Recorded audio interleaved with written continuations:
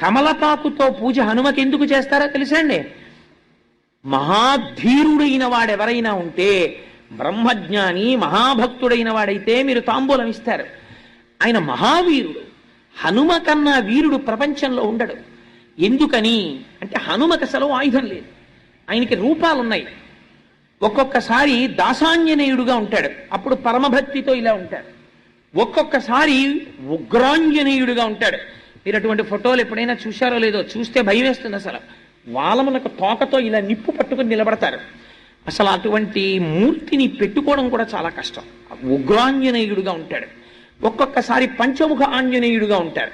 అదేమిటంటే ఆంజనేయుడికి అలా శిరస్సులు ఉంటాయా అని మీరు తెల్లబోతారు. అసలు ఇప్పుడు నేను ఆ స్వరూపాల గురించి చెప్తే అదో 9 రోజుల ప్రసంగం, అందుకని నేను వాటి జోలికి వెళ్ళను, కేవలం ప్రస్తావన మాత్రం చేస్తానంతే. అందుకని పంచముఖ ఆంజనేయుడు అని ఉంటారు, అది ఒక స్వరూపం. ఇవన్నీ ఎవరు?